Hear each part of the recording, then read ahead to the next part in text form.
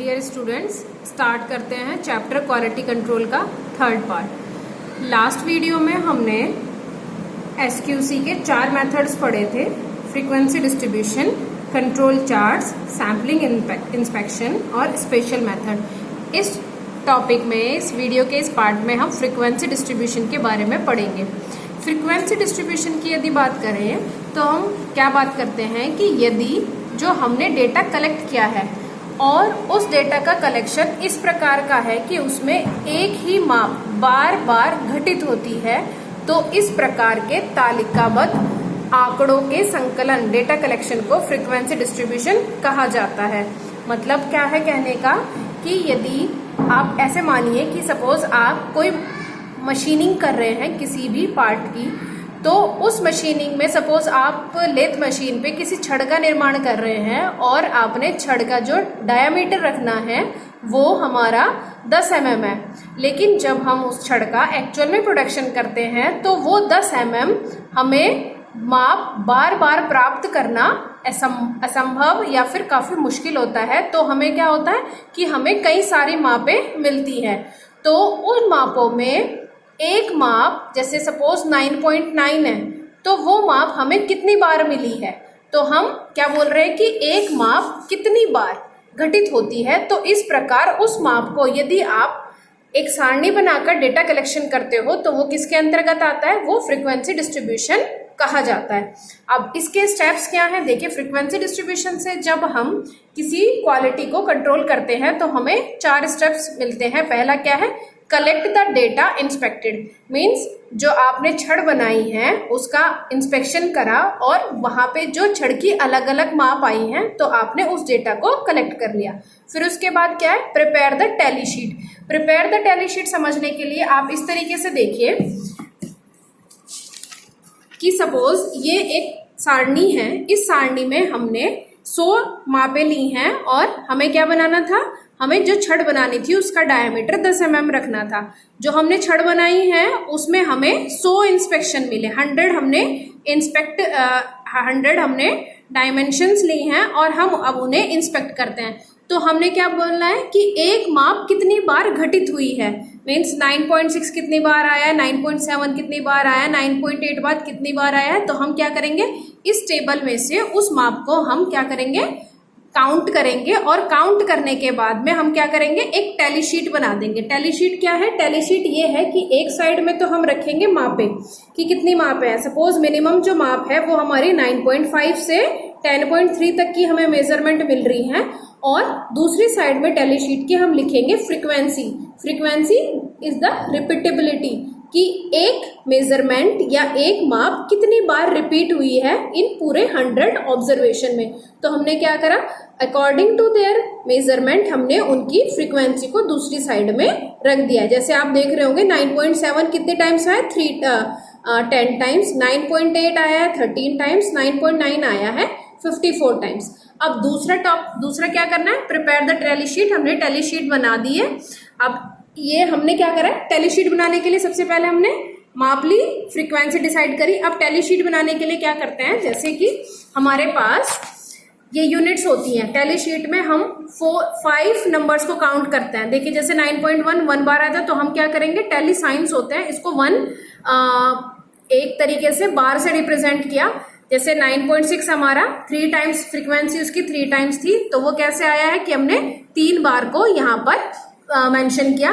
जैसे कि अभी 9.7 आया है तो इसकी फ्रीक्वेंसी क्या है, 10 है, तो हम उसको कैसे मेंशन करेंगे, हम उसको मेंशन करेंगे कि 1 1 2 3 4 5 6 7 8 9 10, मतलब जो 5th वाला आपको बार बनानी है वो क्रॉस करते हुए बनाएंगे। तो ये हमारे टैली साइन कहलाता है। 9.7 कितने टाइम्स था, 10 टाइम्स, 9.8 13 टाइम्स और 9.9 आया है आपका 54 टाइम्स। इस तरीके से हमने क्या कर लिया, टैली साइन से एक टैली शीट को बना लिया होता है। फिर उसके बाद थर्ड पॉइंट क्या है, grouping the data. Grouping the data means आप जो आपका डेटा आया है उसको क्लासिफाई करो according to their groups. Groups को हम कह सकते हैं कि ये क्या हो सकते हैं, एक ग्रुप इंटरवल हो सकते हैं। दैट मीन्स कि हमने क्या करा, रेंज डिसाइड कर ली। जैसे हमने जो हमारी मेजरमेंट थी 9.5, उस मेजरमेंट को हमने ग्रुप इंटरवल में डिवाइड किया, दैट इज 9.45 टू 9.55। मतलब हमने क्या ग्रुप इंटरवल लिया, 0.1 का। ऐसे ही हमने क्या करें, ये ग्रुप इंटरवल ले लिए, जितनी हमारी मेजरमेंट्स थी उनके अकॉर्डिंग ही हमने ग्रुप इंटरवल इनके 0.1 के अंतराल पर डिसाइड कर लिए। फिर उसके बाद फोर्थ वन आता है graphical representation of frequency distribution. अब हमारा असली काम शुरू होता है कि हमें इनको किस तरीके से, ये जो हमारे पास फ्रीक्वेंसी आई है या जो हमारे पास डेटा आया है, इसको हम किस तरीके से मेंशन करेंगे। तो इसके हमारे पास 4 तरीके हैं। पहला है आपका बार चार्ट, दूसरा है हमारा हिस्टोग्राम, और तीसरा है हमारा फ्रीक्वेंसी पॉलीगन, और फिर उसके बाद आता है हमारा frequency curve. 4 bar chart, histogram, frequency polygon और फ्रीक्वेंसी कर्व। सबके जो हम ग्राफिकल जब हम इनका रिप्रेजेंटेशन करेंगे तो यदि हमें एक समझ में आ जाएगा तो धीरे धीरे सारे आसानी से समझ में आ जाएगा। सबसे पहले बात करते हैं बार चार्ट। नाम से ही पता चल रहा है कि हमें इसमें क्या करना है, बार क्रिएट करनी है। बार माने छड़, मतलब हमें हॉरिजॉन्टल लाइन के शेप में अपना चार्ट बनाना है। तो इसके लिए हम क्या करते हैं, जो हमारे पास ऑब्जर्वेशन आई थी उन ऑब्जर्वेशन को बनाने के लिए हम क्या करते हैं, हम देखिए हम इस तरीके से चार्ट ड्रॉ करेंगे। कैसे, हमने एक्स एक्सिस लिया, एक्स एक्सिस पे हमने मेजरमेंट ऑफ लेंथ ले ली। मेजरमेंट ऑफ लेंथ ली मतलब हमारी कहाँ से मेजरमेंट थी, 9.5 से 10.3 तक। तो हमने उसी के अकॉर्डिंग ये सारी मेजरमेंट ले ली एक्स एक्सिस पे। दूसरा हमें क्या करना है, वाई एक्सिस पे हम लेंगे फ्रीक्वेंसी। फ्रीक्वेंसी कितनी बार वो पर्टिकुलर मेजरमेंट हमारी रिपीट हो रही थी। मैक्सिमम हमारी 54 थी और मिनिमम हमारी 1 थी, तो हमने 5 के इंटरवल पर उसको सेट कर लिया। अब हम बात करते हैं, देखिए सबसे पहली हमारी फ्रीक्वेंसी क्या थी, पहली माप हमारी है 9.5, उसकी फ्रीक्वेंसी कितनी है 1। एक्स एक्सिस पे जाए 9.5, फ्रीक्वेंसी कितनी है 1, तो एक बार बना दिया, मतलब कि आपने एक लाइन ड्रॉ कर दी। दूसरी क्या है हमारी माप, दूसरी माप है हमारी 9.6, कितनी है फ्रीक्वेंसी 3, तो हम गए यहाँ पे हमारा 9.6 है, फ्रीक्वेंसी क्या होगी 3, वाई एक्सिस के 3 तक गए। ऐसे ही 9.7, 9.8 और 9.9 की फ्रीक्वेंसी हमारी क्या है, 9.9 की फ्रीक्वेंसी है हमारी 54। तो हम क्या करेंगे, इस लाइन को 54 तक वाई एक्सिस के मिलाएंगे। तो ये हमारा जो ग्राफिकल रिप्रेजेंटेशन है, जो कि किसके फॉर्म में है, बार्स के फॉर्म में है। तो ऐसे रिप्रेजेंटेशन को हम क्या बोलेंगे, बार चार्ट। दूसरा आता है हमारा क्या, हिस्टोग्राम। हिस्टोग्राम क्या होगा, हिस्टोग्राम में हमें एक्स एक्सिस पर देखिए बार चार्ट में हम क्या करते हैं, एक्स एक्सिस पे हम वही मेजरमेंट्स लेंगे, मेजरमेंट ऑफ लेंथ, और वाई एक्सिस पर हम क्या लेंगे, जो फ्रीक्वेंसी है वही ली है। बस हमें क्या करना है, जो हमने मेजरमेंट ऑफ लेंथ ना लेके हमें यहाँ पर क्या लेना है, हिस्टोग्राम के केस में जो हमने ग्रुप इंटरवल लिया था। हमारी पहली मेजरमेंट क्या थी 9.5, लेकिन उसकी जगह हमने ग्रुप इंटरवल लिया है, जो कि हमने क्या डिसाइड किया था 9.45 से 9.55। दूसरी हमारी माप थी 9.6, तो उसके लिए हमने इंटरवल लिया है 9.55 से 9.65। तो हिस्टोग्राम में हमें क्या याद रखना है कि हमें एक्स एक्सिस पर ग्रुप इंटरवल लेने हैं, और इन ग्रुप इंटरवल को फिर हम फ्रीक्वेंसी, पहली फ्रीक्वेंसी हमारी 1 थी, 1 तक बनाया, और हमें यहाँ पर ये बॉक्स बनाने हैं। ठीक है, तो जो ये बॉक्स हैं, इन बॉक्स को जब हम बनाएंगे तो इनको हम बोलते हैं, इस चार्ट को, ये हिस्टोग्राम चार्ट है। तो देखिए यहाँ पे दिया है फ्रीक्वेंसी डिस्ट्रीब्यूशन के ग्राफिकल रिप्रेजेंटेशन के लिए चार्ट का यूज होगा, जिसमें एक्स एक्सिस पर हमें क्या रखना है, ग्रुप इंटरवल रखना है, और वाई एक्सिस पर हम फ्रीक्वेंसी को लेंगे।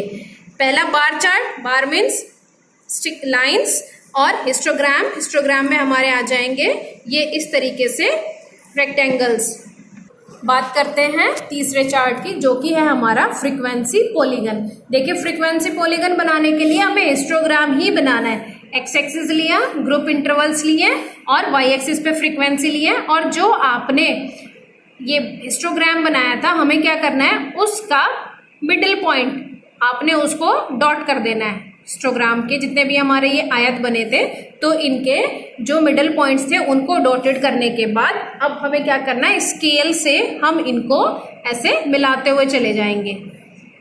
तो जो हमें अब यहाँ पर मिलाने से जो पॉलीगन हमें मिलेगा। उस पॉलीगन को हम बोलेंगे क्या? Frequency polygon. तो देखें, हिस्टोग्राम चार्ट के मिड पॉइंट को परस्पर मिलाने से एक पॉलीगन की शेप मिलेगी, जिसको हम क्या बोलेंगे? Frequency polygon. अब थर्ड वन हमारा क्या आता है? थर्ड वन है हमारा फ्रीक्वेंसी कर्व। फ्रीक्वेंसी कर्व और जो फ्रीक्वेंसी पॉलीगन है, दोनों में बस ये डिफरेंस है, यहाँ पर तो आपने क्या लिया है? स्केल ली है, और यहाँ पर स्ट्रेट लाइन मेंशन की है। स्ट्रेट लाइन में आपने इनको एडअप किया है। लेकिन फ्रीक्वेंसी कर्व में हमें क्या करना है? फ्री हैंड से इसको थोड़ा कर्व में आप डॉट लगाते हुए चले जाएंगे। और एक बात और ध्यान रखनी है। क्या ध्यान रखनी है? कि यहाँ पर देखिए, ग्रुप इंटरवल नहीं है। ग्रुप इंटरवल की जगह यहाँ पर क्या है? जो मेजरमेंट्स आई हैं वो हैं। तो दो चार्ट में, किस किस में? बार चार्ट में और फ्रीक्वेंसी पॉलीगन में हमने क्या रखनी है? मेजरमेंट रखनी है। और फ्रीक्वेंसी पॉलीगन और हिस्टोग्राम में हमें क्या रखने हैं? यहाँ पर ग्रुप इंटरवल्स रखने हैं। ये ही इन सब में डिफरेंस है। बस एक चीज़ और है कि इसमें आपको जो शेप्स बनानी है वो फ्रीली बनानी है और एक कर्व फॉर्म में बनानी है, जबकि फ्रीक्वेंसी पॉलीगन में आपको वो शेप्स स्ट्रेट लाइन के फॉर्म में बनानी है। अब हम बात करते हैं कि ये जो हम फ्रीक्वेंसी कर्व यूज़ करते हैं, ये हमारे लिए ज़रूरी क्यों है। देखिए, जब भी हम किसी भी पार्ट का प्रोडक्शन कर रहे होते हैं तो हमारे पास दो चीज़ें होती हैं कि नंबर ऑफ पार्ट्स, कि आप कितने नंबर ऑफ पार्ट्स प्रोड्यूस करने वाले हो, और दूसरा होती है कि आप क्या टॉलरेंसेस प्रोवाइड कराने वाले हो। तो टॉलरेंसेस डिसाइड करती हैं कि उस पार्ट की कितनी लिमिट तक एक्सेप्टेबिलिटी है, नंबर ऑफ पार्ट्स जितने आपको बनाने हैं। तो फ्रीक्वेंसी कर्व, यदि हम उन पार्ट्स को इंस्पेक्टेड करते हैं और उसको एक कर्व पे ड्रॉ करते हैं, अगर कर्व की शेप इस तरीके से आए, this is like a bell shape, घंटी की तरह की है, तो हम कहते हैं कि ये जो कर्व है, this is normal frequency curve. Means everything is normal. Normal frequency मतलब इजीली है। आप अगर इस शेप को, आपका प्रोडक्ट ये शेप फॉलो कर रहा है, that means everything is normal. अगर ये शेप थोड़ी भी डिसमिस होती है, मिसप्लेस होती है, तो there should be any error in the process. अब ये एरर कौन कौन से हो सकते हैं, तो वो हम आगे स्टडी करेंगे। सबसे पहले बात करते हैं normal frequency curve. X axis पे पहले की तरह ऑब्जर्व मेजरमेंट और वाई एक्सिस पे फ्रीक्वेंसी। तो अगर हम बात करते हैं, नॉर्मल है सब चीजें, तो हमारा चार्ट देखिए, वाई एक्सिस जो है हमारा, उसके मिड पॉइंट के अबाउट ये सिमेट्रिकल आएगा। जो शेप्स इधर की साइड है वही शेप हमारी इधर की साइड होगी। That means everything is normal. अगर कोई प्रॉब्लम आती है, सपोज देखिए दूसरा चार्ट है, इसमें क्या हो रहा है? लग तो रहा है थोड़ा थोड़ा सिमेट्रिक सा है, लेकिन कुछ शेप गड़बड़ है। तो दैट मीन्स जब हमने इसको इंस्पेक्ट करा तो कुछ प्रॉब्लम आई। क्या प्रॉब्लम हो सकती है? ये चार्ट क्या शो करेगा? ये चार्ट शो करता है कि प्रोडक्ट मेथड में तो स्टेबिलिटी है, आप मेथड तो यूज कर रहे हो सही, लेकिन जो पार्ट प्रोडक्शन है वो कहाँ जा रहा है? रिक्वायर्ड टॉलरेंस के अकॉर्डिंग नहीं हो रहा है। मीन्स पार्ट की जो मेजरमेंट्स हैं वो टॉलरेंस से बाहर जा रही है, लेकिन प्रोडक्शन में स्टेबिलिटी आपकी है। अच्छा, अब तीसरे तरह का भी कर्व आ सकता है। क्या हो सकता है? देखिए, सपोज मिडिल पॉइंट आपका यहाँ पर बीच में ना होके इधर शिफ्ट हो गया, और जो पार्ट का प्रोडक्शन है, जो इंस्पेक्शन का कर्व आ रहा है, वो ऐसे होके फिर ये इधर को ज़्यादा मूव हो गया, मतलब स्लाइटली स्पान जो है वो इधर की तरफ हो गया। या फिर इसका जस्ट रिवर्स, कि जो आपका मिडिल पॉइंट था वो राइट साइड में शिफ्ट हो गया, और प्रोडक्शन कैसा आ रहा है? ऐसा इंक्रीजिंग, फिर इस तरीके से, मतलब सिमेट्रिक नहीं है। वाई एक्सिस के अबाउट थोड़ी सी मिडिल पॉइंट इधर की तरह शिफ्ट हो गया। तो इनको हम बोलेंगे, पहला कि given curve is pulled in one side, either right और left. It represent that first case number of products is larger than the normal distribution curve, कि आपने जितने प्रोडक्ट बना रहे हो वो नंबर ऑफ प्रोडक्ट्स ज़्यादा आ रहे हैं। या फिर दूसरा क्या है? Number of product is smaller than the normal distribution graph, कि आपके नंबर ऑफ प्रोडक्ट्स हैं वो स्मॉल है। तो इसमें शेप्स में अगर थोड़ा सा भी डेविएशन होता है तो वो डेविएशन हमें ये इंडिकेट करता है कि there should be some error in the stability और इन द प्रोडक्ट टॉलरेंसेस और मेजरमेंट। जब हम इन कर्व्स को पढ़ते हैं तो एक और नई शेप का कर्व हमें ऐसा भी देखने को मिल सकता है कि यहाँ पे हमें दो मिड पॉइंट मिल सकते हैं।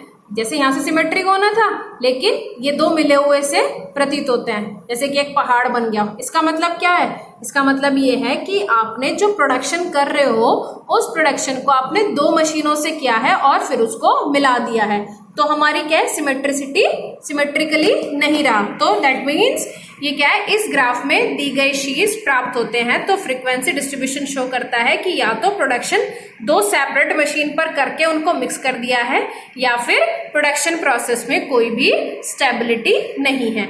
अच्छा, एक तीसरा तरह का और कर्व मिल सकता है, वो क्या हो सकता है? और अलग तरह का कर्व हो सकता है, वो ये हो सकता है कि आपका जो प्रोडक्शन है वो इस तरीके से जा रहा हो, मतलब कोई मतलब नीचे ही नहीं आ रहा है। जैसे यहाँ पे बेल शेप बन रही थी, बेल शेप कहीं दूर दूर तक नहीं बन रही। इसका मतलब क्या है? इसका मतलब ये है कि जो प्रोडक्शन में आप मशीन यूज कर रहे हो वो डिफेक्टिव है और जिससे क्या हो रहा है? प्रोडक्ट का साइज कंटिन्यूअसली इंक्रीज हो रहा है। ये ऑब्जर्व मेजरमेंट है ना, देखो धीरे धीरे बढ़ती जा रही है, नीचे आ ही नहीं रही। तो इसका मतलब क्या हो गया? इसका मतलब ये हो गया कि जो हमारी मशीन है जो हम यूज कर रहे हैं वो क्या है?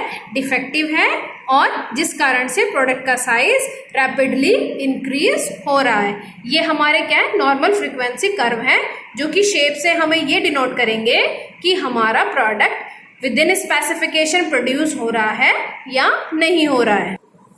अब हमारा जो नेक्स्ट टॉपिक है वो है नॉर्मल फ्रीक्वेंसी डिस्ट्रीब्यूशन कर्व। ये मैंने यहाँ पे इसको इम्पोर्टेंट इसलिए लिखा है क्योंकि ये एग्जाम्स में मोस्टली पूछा जाता है और ये हमें पता भी होना चाहिए कि जब हम प्रोडक्शन कर रहे होते हैं तो उस केस में हमारे जो कर्व की जो शेप थी अभी हमने पढ़ी थी वो कैसी होती है? बेल शेप की होती है, ठीक है। और हमने क्या पढ़ा था कि वो वाई एक्सिस पर सिमेट्रिक है, दैट मीन्स मिरर शेप है। जैसी हाफ इधर है ऐसी ही हाफ इधर की तरफ है। तो ये क्या शो करता है? Normal frequency curve generally use होता है और ये कर्व हमें तब मिलता है जब हम क्या करते हैं? बहुत सारे सैंपल्स को टेस्ट करते हैं और जिसमें हमें ये पता लगाना हो कि जो वेरिएशन है प्रोडक्ट का वो नॉर्मल हो रहा है या नहीं हो रहा है। तो उसके लिए हम क्या करेंगे? नॉर्मल फ्रीक्वेंसी डिस्ट्रीब्यूशन कर्व का यूज करेंगे, ठीक। अब इस कर्व के बहुत सारे नाम भी हैं, जैसे कि इसको क्या बोला जाता है? प्रोबेबिलिटी कर्व भी कहते हैं। प्रोबेबिलिटी कर्व क्यों कहते हैं? जैसे प्रोबेबिलिटी जो हमने पढ़ी थी, प्रोबेबिलिटी में क्या होता है? सपोज आपने एक सिक्का उछाला तो उसमें हेड्स आ रहा है या टेल आ रहा है, तो वो डिपेंड करता है उसकी प्रोबेबिलिटी क्या है, हेड आने की और टेल आने की भी। तो इस वजह से यहाँ पर भी जब हम पार्ट का प्रोडक्शन कर रहे होते हैं तो उसमें हम ये देखते हैं कितनी बार प्रोडक्ट को विद इन साइज बनने की प्रोबेबिलिटी है और कितनी बार पार्ट के एक्सेस जाने की, मतलब साइज से एक्सीड जाने की टेंडेंसी है। तो इसको प्रोबेबिलिटी कर्व के नाम से भी जाना जाता है, गॉसियन कर्व के नाम से भी, लैप्लेसियन कर्व के नाम से भी इसको जाना जाता है। दूसरा जो एक बहुत ही नॉर्मली भाषा में हम इसको यूज करते हैं वो है क्या? Bell shape. तो इसको बेल शेप कर्व भी कहते हैं। अब इसमें क्या करना है? वही एक्स एक्सिस पे इसको ड्रॉ करने के लिए हमें क्या करना है? एक्स एक्सिस पे हम क्या लेते हैं? मेजरमेंट्स लेते हैं कि जो आप प्रोडक्ट को इंस्पेक्ट कर रहे हो वो सारी मेजरमेंट आप किस पे रखोगे? एक्स एक्सिस पे, और वाई एक्सिस पर उसकी frequency. Frequency means the repeatability of the measurement. अब देखिए मैंने यहाँ पे इसको थोड़ा ध्यान से देखते हैं, मैंने कुछ पॉइंट्स लिखे हुए हैं। मैंने क्या करा? इस कर्व को बिल्कुल बीच में एक लाइन खींची जिसको मैंने 0 मेंशन किया और इधर +1 लिखा, इधर -1, this side plus and this side minus. तो मैंने क्या करा है? इस कर्व को पार्ट्स में डिवाइड किया गया है। तो देखिए एक जो पार्ट है जो यहाँ से लेके यहाँ तक का मेंशन हो रहा है उसमें मैं बोलती हूँ कि 34.13 और 34.13 टोटल कितने हो गए? 68.26। कितने? 68.26% जो प्रोडक्ट का साइज बनेगा वो इस एरिया के बीच में लाई करेगा। अगर सब चीज़ों का प्रोडक्शन नॉर्मली हो रहा है, everything is fine. Everything is fine का मतलब कि मशीन भी अप टू डेट है, ठीक है, मटेरियल भी उस पर अच्छे से प्रोडक्शन हो रहा है उस पर, तो जो मेजरमेंट आनी चाहिए, जो स्टैंडर्ड मेजरमेंट आनी चाहिए उसमें बोलते हैं कि जो टोटल पीसीस के 68.26% है वो इस कैटेगरी में आएंगे, ठीक। फिर उसके बाद इसको हम बोलते हैं सिग्मा बार, इसको भी बताऊंगी बाद में, एक्स बार प्लस माइनस सिग्मा। ये रेंज जो है आपकी कितनी है ये बताते हैं। टोटल पीसेस के 68.26% पीसेस जो होंगे वो इस साइज में आएंगे, यहां से लेके यहां तक।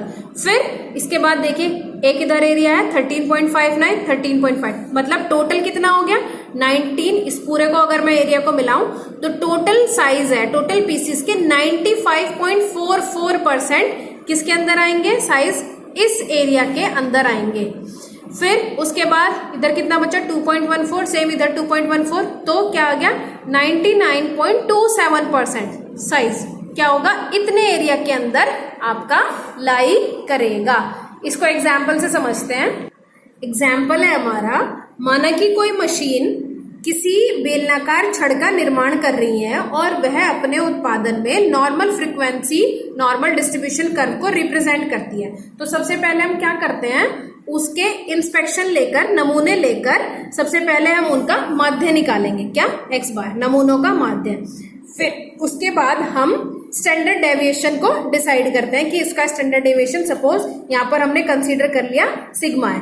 थोड़ी देर के लिए कंसीडर कर लेते हैं कि जो एक्स बार की वैल्यू है, suppose x bar is equal to हो गया आपका 1 सेंटीमीटर, और जो स्टैंडर्ड डेविएशन है सिग्मा, सपोज सिग्मा की वैल्यू होगी आपकी 0.1 सेंटीमीटर। तो अब हमें क्या करना है, अब हमें स्केल लेके नहीं बैठना है, अब हम जनरल निकाल रहे हैं इस कर्व को देखते हुए। हमने इस कर्व को लिया, निरीक्षण किए बिना ही हमने क्या करा 100 पीसेस निकाले। तो हम क्या बोलेंगे, इस शेप को, अगर वो इस शेप को फॉलो कर रहा है तो हम उसमें से बोलेंगे कि 1000 छड़ हमने लिए, तो 1000 छड़ में से 167 छड़ों का आकार 167 सेंटीमीटर से अधिक और 33 सेंटीमीटर से कम नहीं हो सकता, इसलिए उसका डेविएशन ये यहाँ तक आएगा, बिल्कुल बीच वाला, यहाँ पे इतने पोर्शन पे आता है, जो कि हम बोलते हैं कि उसका 50% है। फिर उसमें से हम क्या बोलते हैं 682 छड़ का आकार 1.1 सेंटीमीटर से अधिक होगा और 0.9 सेंटीमीटर से कम नहीं होने का, और उसका जो डेविएशन आएगा वो यहाँ पर होगा। मतलब कि आपको क्या करना है, आपको वो यूनिट लेने के बाद में 100 यूनिट्स हो गए ना, 100 यूनिट्स आप बना रहे हो, तो 100 यूनिट्स में से कितने यूनिट 68.26% ऑफ दिस यूनिट कितना हो जाएगा 682। तो हम बिना नापे ही हम कह रहे हैं 682 यूनिट कहाँ आ रही है, 682 यूनिट इसके बीच में आ रही है। फिर उसके बाद हम कह रहे हैं 95.4, इसका कितना हो जाएगा 954। बिना मेजरमेंट करे ही हम कहेंगे कि जो 954 यूनिट्स हैं, मतलब 954 जो पीसेस हैं उनकी मेजरमेंट किसके अंतर्गत आएगी, इस साइज के अंतर्गत आएगी। ठीक है, तो फिर बाकी के बचे हुए 992 यूनिट कहां से कहां तक उनकी मेजरमेंट क्या आएगी, इस मेजरमेंट के बीच में आएगी। हमें यूनिट्स तो हमने यहां से निकाल ली, और जो हमारी ऑब्जर्वेशन है, जो मेजरमेंट है, उन्हें हम यहां पर लिख देंगे सपोज। तो इससे हम क्या करेंगे, फ्रीक्वेंसी चार्ट से हमें ये पता चल जाएगा निरीक्षण किए बिना ही कि हमारी कितनी यूनिट, सपोज 682 यूनिट का साइज इतना है, 954 यूनिट का साइज इतना है, तो इसको हम क्या करते हैं अकॉर्डिंग टू द एरिया हम उसको सेपरेट भी कर लेते हैं। तो ये एसक्यूसी में, मतलब स्टैटिस्टिकल क्वालिटी कंट्रोल में सबसे ज्यादा यूज होने वाला चार्ट है, और इसी चार्ट के आधार पर हम किसी भी पार्ट का जब प्रोडक्शन करते हैं तो उसको थ्योरेटिकली इवेलुएट करके उनके नंबर ऑफ साइज को डिफाइन कर सकते हैं, फाइंड आउट कर सकते हैं कि कितने number of pieces with in specification है और कितने number of pieces out of specification बने हैं। तो ये हमें ये चार्ट शो करके बताता है। नॉर्मल फ्रीक्वेंसी डिस्ट्रीब्यूशन कर्व की एक स्टैंडर्ड टेबल भी होती है, जो आप नेट से उसको गो थ्रू कर लेना और अपनी टेक्स्ट बुक में से उसको एक बार स्टडी कर सकते हो। लेकिन एग्जाम में जाने से पहले हमें इस चार्ट को बहुत अच्छे से पढ़ना है, और इसको जो इसका स्टैंडर्ड्स है या साइज है वो हमें याद करने पड़ेंगे। स्टूडेंट्स, आज की वीडियो में इतना ही। अब घर में रहिए और अपना ध्यान रखिए और पढ़ते रहिए। Thank you.